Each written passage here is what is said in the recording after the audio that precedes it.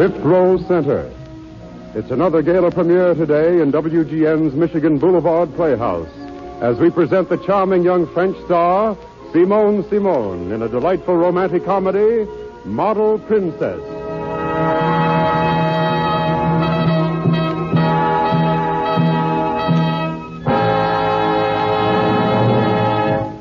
Miss Simone has not only won international fame as a screen actress, but she is also appearing at present in a delightful new musical comedy, 3 After 3, now playing at the Erlanger Theater in Chicago.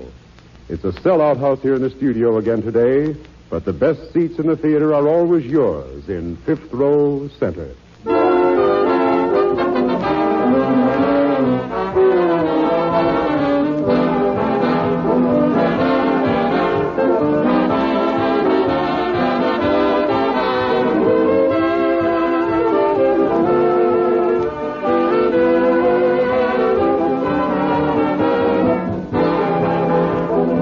Now the lights are being dimmed, and before the first act curtain, we've just time to tell you that supporting Simone Simon in this afternoon's play is a fine cast of famous players, including Olin Soule, Louise Barclay, Brett Morrison, Renee Rodier, and Willard Waterman.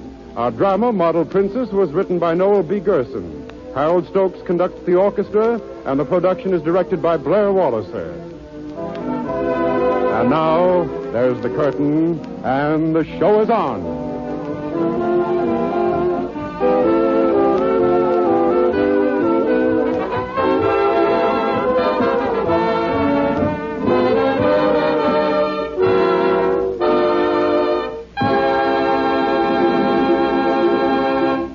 Our first scene takes place in the busy newsroom of a metropolitan newspaper in the great American seaport.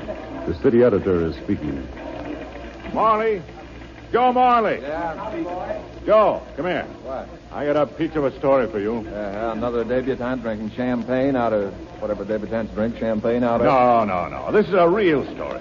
Look, take a photographer down with you and go to the docks where the President Van Buren is docking. His Highness, the famous Prince Paul, is on board with his new bride. She's a French gal, apparently. We don't know much about it. In fact, I didn't even know the prince was married, so it sounds like it ought to be a good yarn. Do either of them speak English, or do I use sign language? You find that out for yourself. Okay, sunshine. I wish I was back at police court. We could always get a story out of the judge. And maybe a free lunch, too.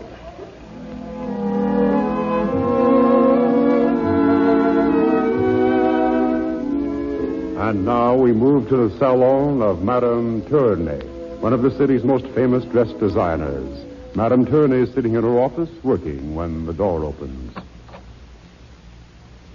You called for me, madame? Oh, Rochelle. Yes. Sit down, please. Merci, madame. Rochelle, you have been working here as a model for a long time? Oui, madame, for 3 years. Ever since I came over here from Paris. You've enjoyed your work? Oh, but I have, madame.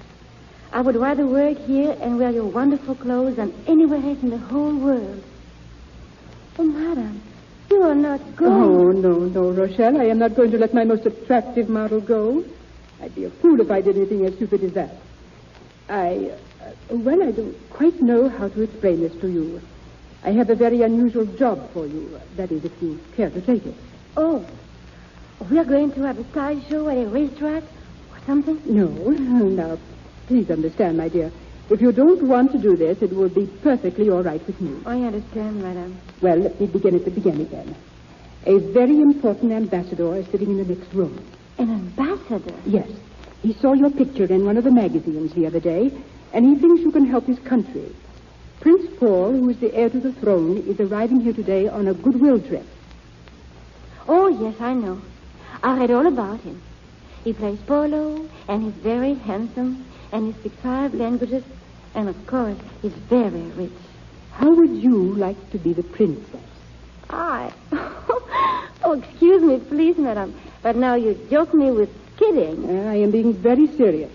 The prince and his advisors decided that without a wife, he would become entangled with too many romantic young American girls. You know, wanting to marry him. And besides, a wife will help convince our businessmen that the prince is solid and serious. You are young and charming, and you are beautiful. And, of course, you can wear clothes, or you would not be here at Madame Tournay's. They have already announced that the princess is with Paul. But it is not so. There is no one. And that is why they come to you. The ambassador will pay you $10,000 if you will pretend to be the princess for a few weeks. They will take you out to the ship in a special cutter, and you will start at once. Do you want to do it? Oh, but I cannot. To be alone with a man. Oh, what will my friends think of? Oh, there is nothing to fear. You will be quite safe. Prince Paul is a gentleman, and this is a business agreement. Oh, but everyone will know it was I. Not at all. We will change your makeup, your hairstyle, your whole appearance. People who have seen your picture in the fashion magazines won't recognize you. And neither will your friends. You will be a new person, the Princess Bébé. I, Rochelle Gaby, a princess? Oui, Your Highness. No, Your Highness. Oh, yes, Madame, I will do it. Where is that ambassador? Your princess is coming, Prince Charming.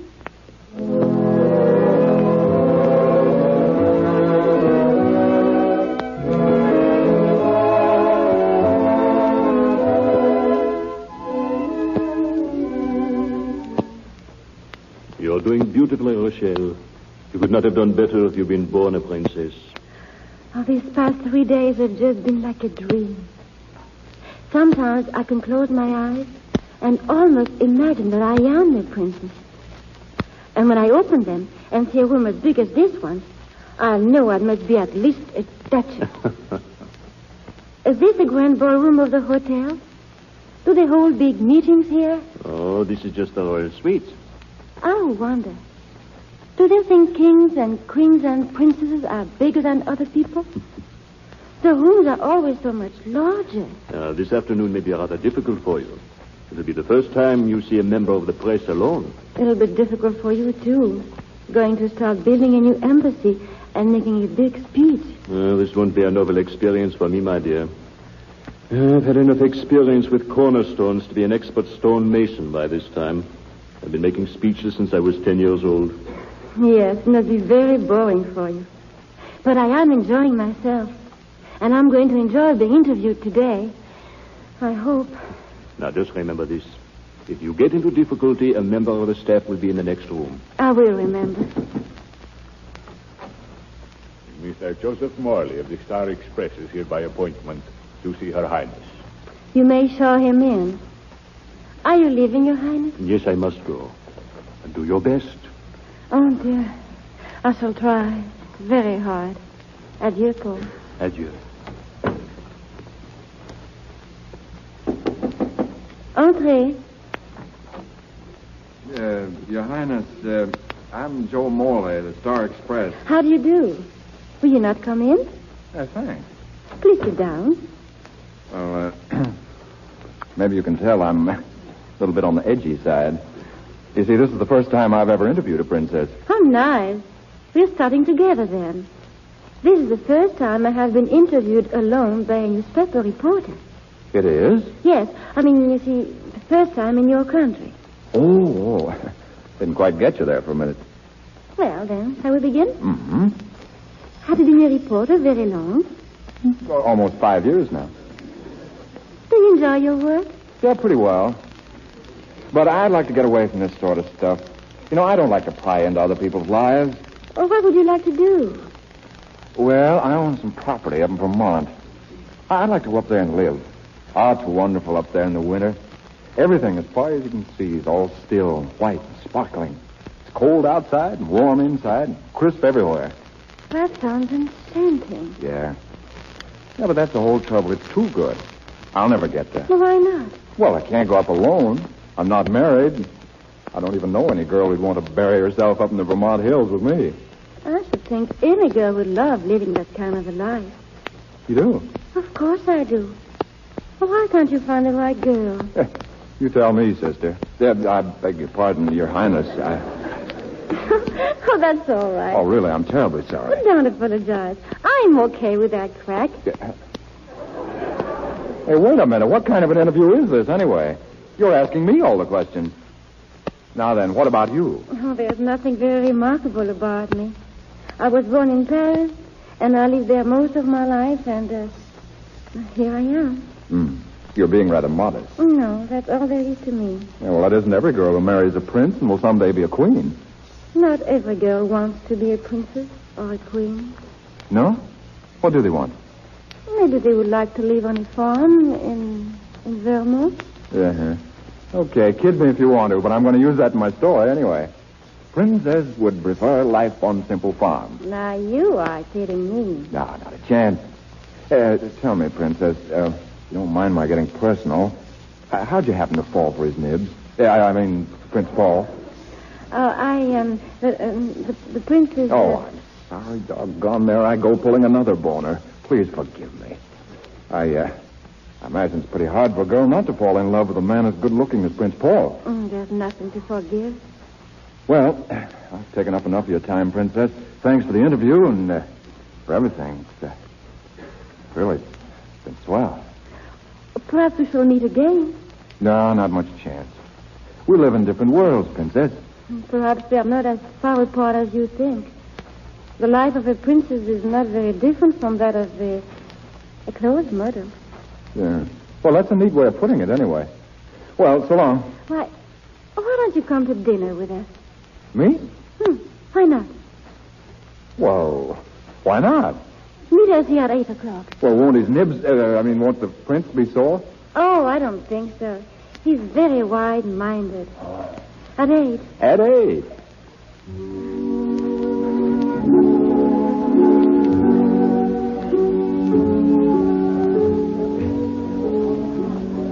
You dance beautifully, Princess. I love to waltz with you. It's been a wonderful evening, Your Highness. Oh, please don't call me that.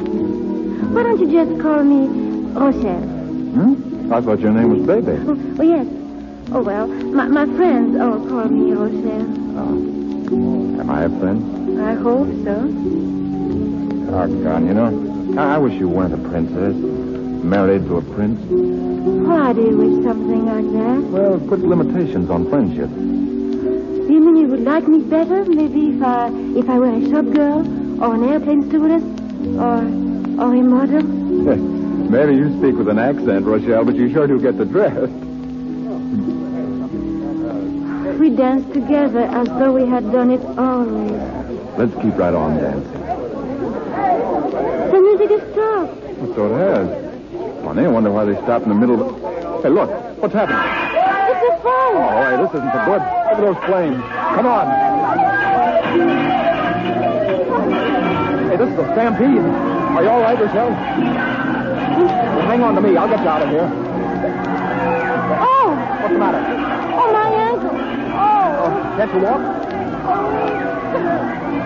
Oh, please, you go. No, not a chance. If we get out of this inferno, we'll get out together. Here, put your arms around my neck. Up. All right, hang on, kid. Here we go.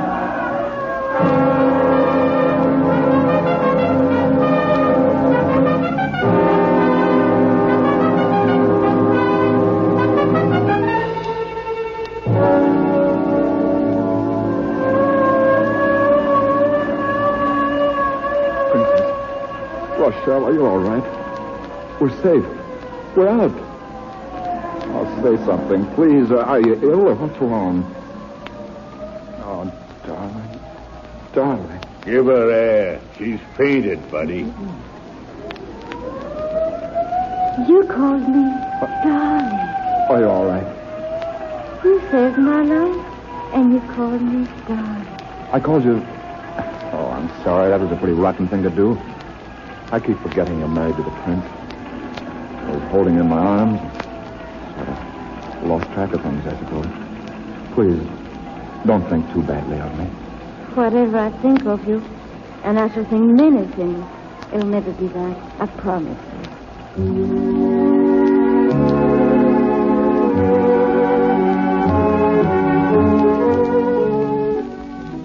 Our scene again changes. It is 2 days later. We go back to the royal suite of Prince Paul at the Hotel Ritz. The prince is reading a newspaper. My dear, come in. Please, sir, I want to speak to you, Paul. Your Highness. But of course, I'm merely reading the papers. We have another fine press today, thanks to you. Oh, that's what I wish to speak to you about. I want to stop now. To end this silly farce at once. You want to do what? There's no pleasure in this game of pretending to be someone else. You've been very kind. You've been wonderful. And I cannot go on. I must stop. I must. Well, you cannot leave now. It is impossible. Why not? For there's too much at stake. If you were to walk away now, we'd be the laughingstock of the world. I would have no chance at all to get the loan we need from these American bankers. And thousands of men and women and children will go hungry, all because you have suddenly found this position distasteful to you. How can I go on? Pretending to be your wife When you're in love with that newspaper reporter? Yes. I'm terribly sorry, my dear. But you must try to understand my position, too. More than personal interest is at stake. The issue transcends personalities. I understand. But what am I to do? Oh, please tell me and help me. Simply be a little patient. In another 2 weeks, I hope to have the loan from these bankers, and my American visit will end. Then you can go to your friend and tell him the truth. And if he loves you as much as you do him, you will have no difficulty at all. Very well, then, Your Highness. I will keep up this game of make-believe a little longer. It is hard, but I will keep my bargain. I'm deeply grateful.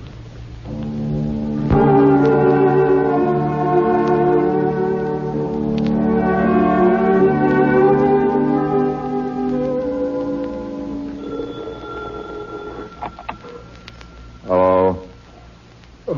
Hello? Huh? Yeah, this is Joe Morley.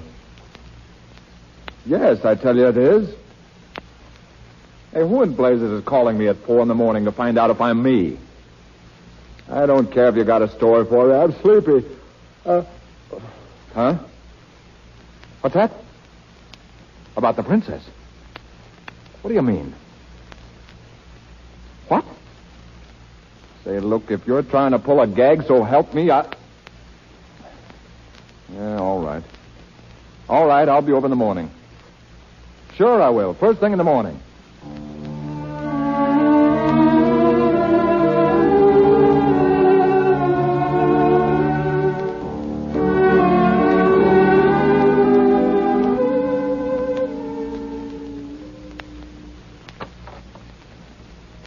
How do you do?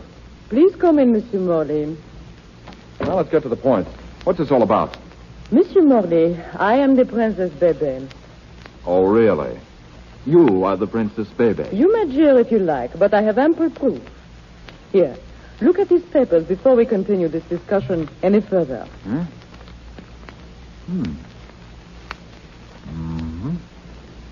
this seems authentic enough, but what is this? I'm afraid I don't understand. Well, the story is very simple. I was a dancer at the Folies Bergère in Paris. I met Prince Paul there, and we fell in love. I am not of royal blood, and so at first we thought marriage was out of the question. But we decided nothing should stand in our way, and so we were secretly married at Cadantibes. And we have kept the marriage secret. Paul wanted to make it public, but I was afraid the notoriety would injure him. And so we had a quarrel. And at the last moment, I did not accompany him. After reconsidering, I decided I had been a little bit hasty, and I came on the next ship. Because of the war, I did not arrive here until yesterday. And then I discovered that a little Parisian imposter was calling herself Princess Bébé and has been appearing everywhere with my husband. An imposter? You, Princess... You know, this is a little hard to get all in one swallow. Let me continue, please. You have written many stories in your paper about this artificial princess. So I want you to know the truth. Here are some of my pictures. Now you can print the truth in your newspaper. Yeah.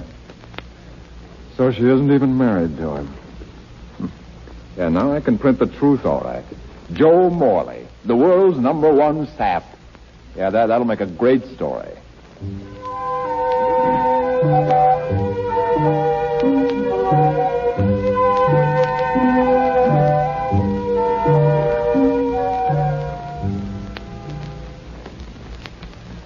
You say Mr. Morley is here, doesn't want to see me?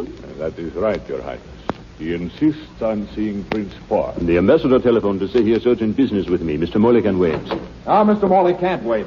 And I can tell you everything the ambassador has to say. Joe, what are you doing? Take a look at these pictures, Prince Paul. Do you recognize this lady? Baby. Yeah. Mr. Morley, where did you get these photos? What do you think? From the little lady herself, not a motion picture. From Baby? Then she is here. Yeah, you catch on fast. Baby. But I am baby. Am I not?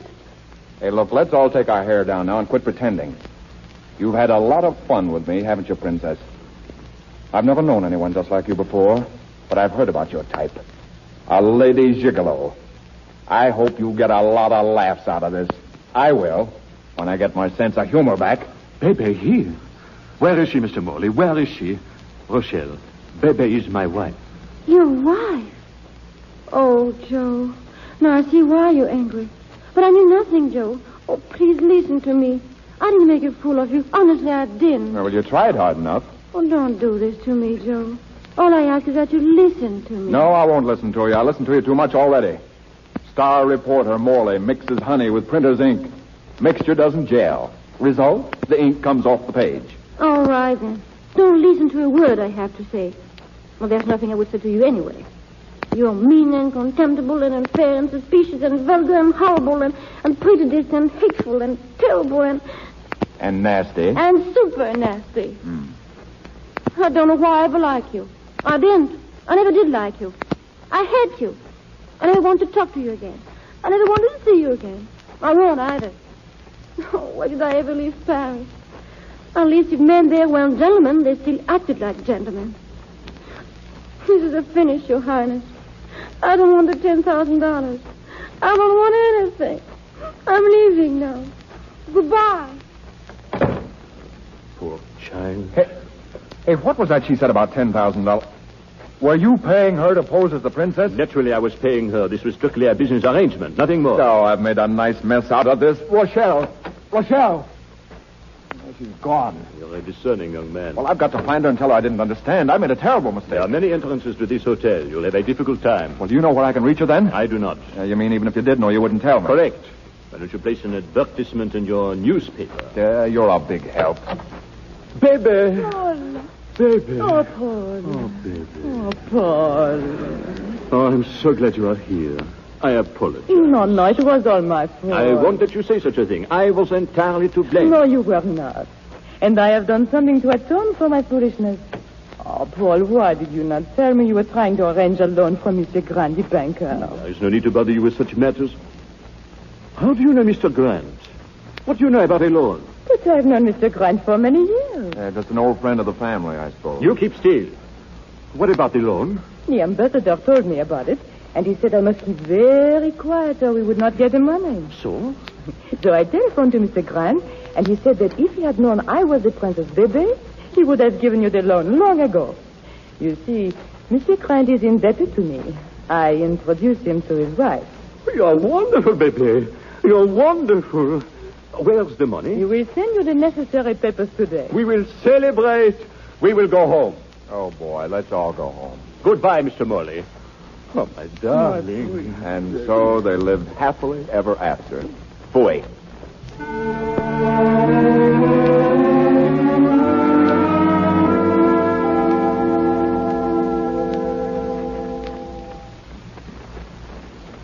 You're so good to take me back, Madame Tony. I have disgraced you and myself. I'm such a little fool. Nothing of the sort. Forget the whole experience, child. It was very unwise of me ever to allow you to do it. Oh, no, Madame. It was my own fault. Nonsense. You are just allowing yourself to dramatize the situation. You made the mistake of falling in love with a young man who obviously was not worthy of you. Now then, forget it and go back to work. A new line of evening dresses has come in. Go try them on. And if there is one you like particularly well, you may keep it. Yes, Madame. Thank you so much. Hello. Get me the Star Express, please.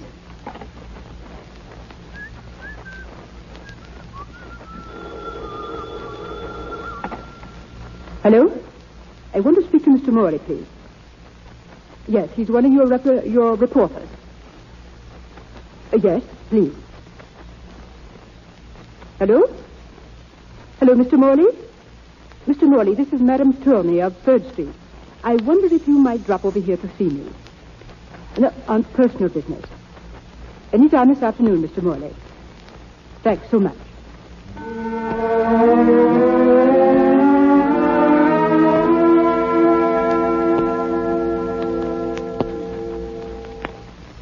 You seem like a very presentable young man, Mr. Morley. You don't look at all like an ogre. Now, look, you didn't ask me here, madame, to compare me with mythical animals. Now, what's this all about? I have been hearing quite a little about you, Mr. Morley, and I wanted to see you for myself. Who's been talking about me? One of our models here? I don't know any models. Maybe you got the wrong guy. You know this one, I think. Her name is Rochelle. Rochelle? Where is she? I want to see her. I've been looking all over town for her for a week. Where is she? Suppose I have her come in. Oh, pardon my boyish enthusiasm and lack of self-control, madame. Hear me, please. Ask Rochelle to come up here at once, please. Oh, madame, how can I thank you for this? Don't yet. Wait and see if she'll speak to you first.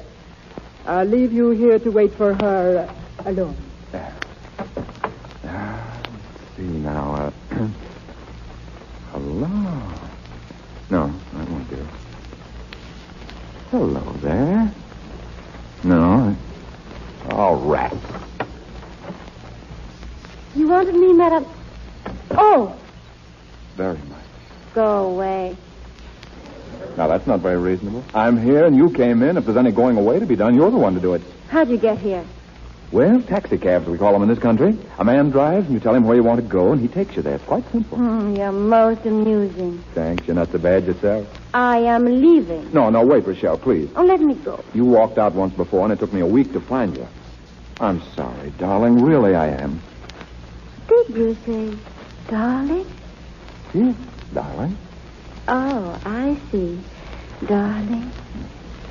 Now I'm going away. Going away? Where? Vermont? Are you going alone? No, I'm taking my wife. But you are single. Are you getting married? Sure I am. Have you asked her to marry you yet? Not yet. No. Well, then how do you know she would marry you? I've got a sneaking idea. Well, you're very sure of yourself, Mr. Joe Morley. I'll say I am. Why, I'm offering her the life of a princess. Then I am sure she will answer yes.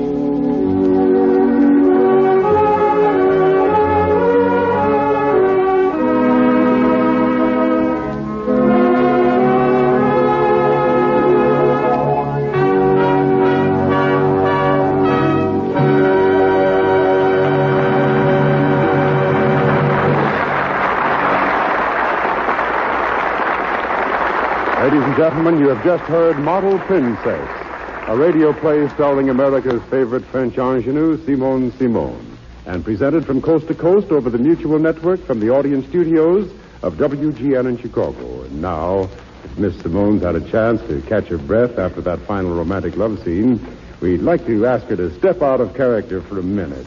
I think our audience will agree that Miss Simone gave a very beautiful performance this afternoon. Miss Simone.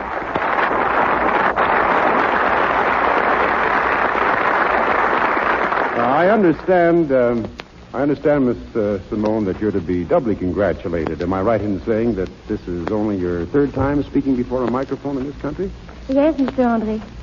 You see, I'm still just a beginner. Well, you certainly sounded like a veteran.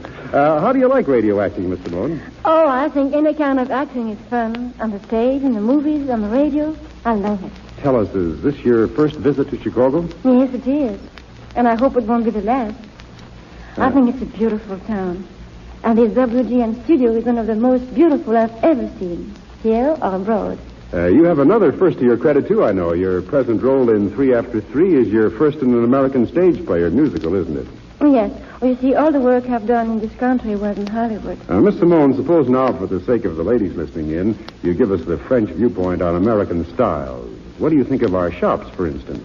Well, it's a good thing we are doing a lot of rehearsing, or I never stop shopping. I've seen so many beautiful things in your Chicago shops I'd love to buy. Well, as I said, it's a good thing we're rehearsing so much. Another thing I'd like to ask, Miss Simone, how many movies did you make in Paris before you came to Hollywood? Quite a few, about 10. Did you do any stage plays or musicals over there? Yes, both. In fact, most of my work was in musical comedies. And another question. What are your plans after the road tour New York run of 3 After 3? Well, if business keeps on as good as it has been, that's too far off to worry about.